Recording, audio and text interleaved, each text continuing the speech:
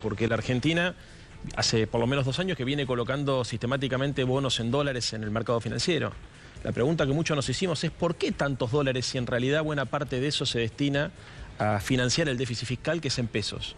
O sea, yo entiendo que como hay rojo comercial en el último año y como además hay un proceso de fuga de capitales, la Argentina necesita importar dólares porque no los produce como consecuencia del plan económico, pero uno lo puede entender. Ahora, vos no te preguntaste nunca, María Belén, por qué si el déficit fiscal, porque una parte de eso es para financiar un déficit fiscal en pesos, ¿por qué se toma deuda en dólares? Sí, bueno, es más que bueno, porque estamos en un mercado financiero internacional tomar en del pesos. cual tenemos. De hecho, ahora, no, estás equivocada. La semana pasada colocaron un bono por 70.000 millones de pesos. La pregunta que muchos nosotros nos hacíamos era ¿a quién le sirve que la Argentina coloque solamente deuda en dólares?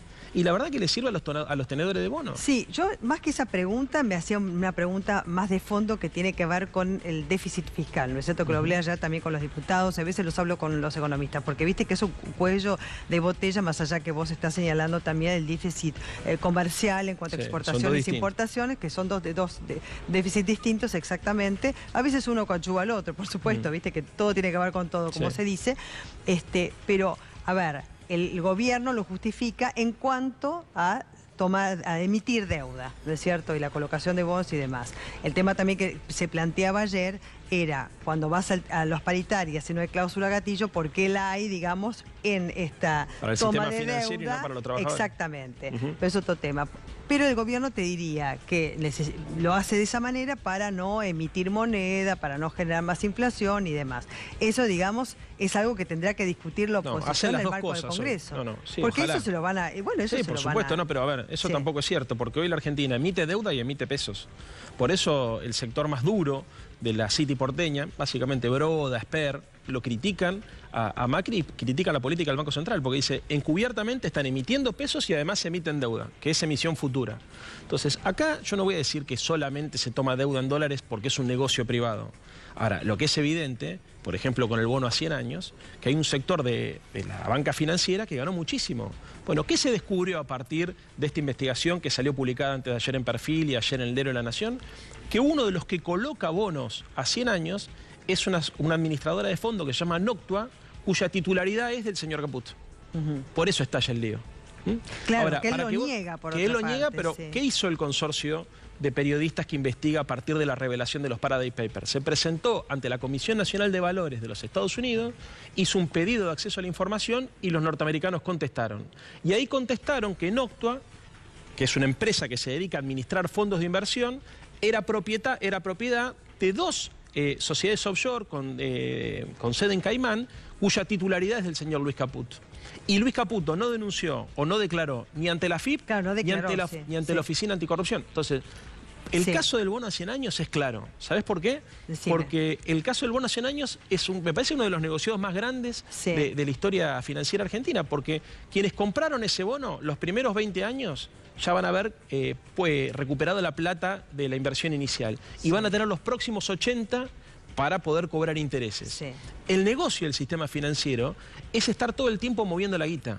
Entonces, la verdad que no pudo explicar por qué metió un bono a 100 años con estas cláusulas leoninas. Bueno, una de las explicaciones es que tanto el HSBC como el Deutsche Bank, que es lo que estamos mostrando acá, como Noctua, en 5 millones de dólares, que es la administradora que él controla, compraron ese bono. Es un negocio, es absolutamente perjudicial para los intereses de los argentinos y muy beneficioso para los mercados financieros. Claro, vos me preguntabas, digamos, respecto del déficit y la emisión de deuda y la colocación de bonos en dólares o en pesos, exactamente. Si siempre tienen que ser, vos decís que pueden ser todos en pesos. Yo con eso difiero en vos. Yo también no dije todos en pesos. Para mí, algunos en pesos y otros estás atado, digamos, a que sean en dólares. Coincido. Pero acá, bueno, entonces estamos diciendo lo mismo. Estamos de acuerdo. Podemos no estarlo, digamos, también. Pero el tema es que hay que ver, digamos, a cuánto está el tipo de cambio, cómo se está manejando también el mercado internacional en relación con el dólar, lo que pasó, por ejemplo, con la bolsa en Estados Unidos, viste la caída de activos o no, la Reserva Federal cuando te aumenta la tasa de interés. Una locura. Bueno,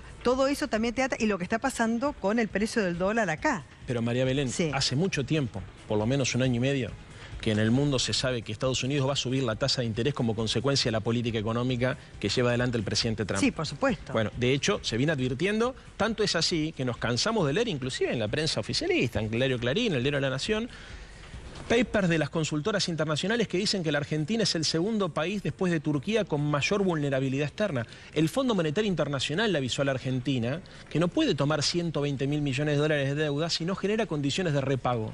Yo no te dije en ningún momento que estaba mal tomar deuda en dólares. Lo que dije es que estaba mal solamente tomar deuda en dólares para financiar un déficit en pesos. Ah, está o sea, bien, la claro. Argentina tiene... porque, ¿qué pasa? El año pasado nosotros tuvimos déficit comercial. Entonces se necesitaban dólares para poder darle a los importadores. Pero el anteaño tuvimos superávit. Y sin embargo el anteaño, el año 2016, pedimos, no sé, como casi 40.000 millones de dólares. Claro, Entonces, ¿y te parece que con el precio actual del dólar, por ejemplo, se puede subsanar un poco el tema del déficit comercial? Bueno, si lo no hacen, estamos tan atados a las importaciones. lo hacen un digamos, poquito ¿no? por eso. Lo que pasa que eso, el problema que tenés es que estos tipos han descoordinado todas las variables de la economía, entonces te va a terminar encareciendo el combustible, los servicios, porque tanto la luz y el gas lamentablemente han vuelto a estar atados la al nafta, dólar. viste que está a 38 pesos en el interior, ¿Te das ¿no? cuenta? El O litro. sea, entonces, a mí lo que me preocupa es no que corrijan el tipo de cambio. A ver, que el dólar suba o baja, lo que me preocupa es que desregulen todas las variables de la economía, porque vos no podés, en un país como el nuestro, no tener un acuerdo con los formadores de precios, por ejemplo, de los alimentos, de los medicamentos, de la ropa, de los servicios públicos. O sea, si tenés que tocar el tipo de cambio, lo que no puedes hacer es todo lo que hacen estos tipos al mismo tiempo, agregar un tarifazo, quitar subsidios, subir la tasa de interés y bajarla, pero en realidad te sigue quedando alta. O sea, hay una descoordinación muy fuerte. En el caso puntual de lo de Caputo, Sí. me interesa que plantearlo para que la gente entienda por qué se está poniendo hoy en discusión su continuidad. Acá hay dos cosas, ¿no? Primero, ya viene siendo denunciado en la justicia por utilización indebida de su poder adentro del Fondo de Garantía y Sustentabilidad. ¿Qué es el Fondo de Garantía y Sustentabilidad? Es el fondo anticíclico de reserva que tienen los jubilados. Del ANSES. Del ANSES, exactamente. Ahora, el ministro Caputo forma parte del comité que administra esos recursos. Cristina le dejó a la Argentina más dinero en el Fondo de Garantía y Sustentabilidad que en el Banco Central. Está cerca de 65.000 millones de dólares. ¿Qué es lo que hizo Caputo? Utilizó, por ejemplo, una empresa, Axis, se llama, que es una administradora de fondos de él es su titular, para comprar Levax en nombre del Fondo de Garantía y Sustentabilidad. ¿Qué significa esto? Que pagaron comisiones indebidamente. Porque hasta el año 2016, cuando... Los Levax, y además con el rendimiento que tenía el año pasado, ahora bajó un poco, pero es alto No, pero también. lo te loco llenas de esto plata. es que tiene que Sí. está más o menos, o sea, a ver, puede que esté bien que el Fondo de Garantía diversifique las inversiones Sí, y que sí, compre Levax. El tema es por qué tiene que utilizar un intermediario y pagarle una comisión, ¿entendés? Sí. Ese fue el problema. El tema es la comisión. Y ahora también te voy a preguntar de fondo, como haces este discernimiento, ¿no es cierto? Que ayer se lo planteaba a los diputados que estaban acá presentes. El tema de las offshore, digamos. Porque muchos dicen, bueno, si yo declaro, por ejemplo, que tengo esos activos y después los manejo offshore, bueno, está bien. Como que hay una licitud, digamos, de las offshore y en el marco del funcionamiento del mercado internacional. Yo considero que en realidad debe haber una regulación respecto de todo este dinero, que nunca se sabe de la procedencia. En algunos casos sí, cuando se hace declaración en el país, pero En general. en general no, digamos, y por eso aparecen estas offshore. Si el problema es con las offshore de Caputo, o el tema tiene que ver con la omisión en cuanto a la declaración ante la Oficina Anticorrupción. Tres cosas. Primero, Sí. todo el mundo sabe que las offshore, y en el mundo se conoce con el nombre de opacidad, se utilizan para lavar dinero, para fugar dinero y fundamentalmente para evadir impuestos. Sí, para no pagar ¿No? impuestos. Exactamente. Porque Primero. algunos, viste, que se cubren diciendo, bueno, pero yo lo declaré, que algunos lo declaran y entonces Claro. estaba haciendo esas Bueno, actividades. no es el caso del señor. No, no es el Muy bien. caso. Segundo punto. Estas offshore a veces se utilizan como mamushkas, esas muñecas rusas que se Sí, meten sí, adentro, sí. para ocultar otras operaciones. Bueno, estas offshore, por ejemplo, eran titulares de fondos de administración que intervenían en el mercado local. ¿Entendés? Sí, Entonces sí, sí. era una forma de encubrir una operación financiera para hacerse millonario. Entonces, este es un segundo caso. No es solamente que tenía el offshore, sino que además el offshore, a su vez, era titular de un fondo de administración que jugaba con el ANSES, que Claro, jugaba... la utilidad que tenía ese offshore en Exactamente. particular. Era sí. para encubrir un segundo negocio, además del tema del lavado, ¿no es Sí. cierto? Y el tercer punto, que es lo que marcaste vos, es que el mundo va camino, o por lo menos está tratando de ir en esa dirección, a eliminar estos paraísos fiscales. Porque cuando vos hablas del déficit fiscal, a ver, nosotros siempre pensamos, lamentablemente, en la Argentina, el déficit fiscal del lado del gasto, pero nunca se piensa del lado de la recaudación. Que la Argentina tenga déficit fiscal, entre otras cosas, y en el mundo pasa lo mismo, porque el déficit fiscal también, lamentablemente en todo el mundo hoy hay déficit fiscal y hay problemas de recaudación. Sí, se debe Estados que Unidos, exactamente, Estados Unidos, Canadá, Japón, todos tienen déficit fiscal, por eso la lucha contra las offshore, porque los grandes empresarios, las grandes corporaciones, evitan pagar impuestos en sus países creando estas offshore en paraísos fiscales. Claro. Entonces es una cargada que el ministro de Finanzas sea titular de offshore y haya ocultado deliberadamente ante la Oficina Anticorrupción y ante la AFIP su pertenencia y que sigan el cargo. Yo te digo la verdad, esto es peor que lo de Triaca. Es mucho peor que lo de Triaca. Todo el mundo sabe que el señor Caputo viene haciendo este tipo de operaciones. Vos fijate además otra cosa que hizo el gobierno. El gobierno, una de las decisiones que tomó fue cambiar la UIF, que es la Unidad de Investigación Financiera, sacarla de la órbita del Ministerio de Justicia y dársela al señor Caputo. El vicepresidente de la UIF, la vicepresidenta de la UIF, es la abogada del HSBC, uno de los bancos más cuestionados a nivel mundial por lavado de activos. Entonces, la verdad estamos frente a un diseño... Yo sé que es aburrido por ahí para la gente, porque todo lo que tenga que ver con bonos, finanzas... No, a mí me encanta, pero la verdad es que... Pero la gente está entendiendo, estamos hablando en términos sencillos, hay muchos que están prestando atención, digamos. Ojalá que sí, porque la verdad que... A ver, por acá viene, me parece, el cuestionamiento a la corrupción global.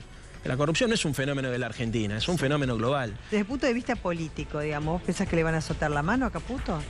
Mira, yo creo que está cada día más expuesto. Que, a ver, el ministro de Industria en España tuvo que renunciar, le aparecieron offshore y tuvo que renunciar, hubo primeros ministros en el mundo que tuvieron que renunciar.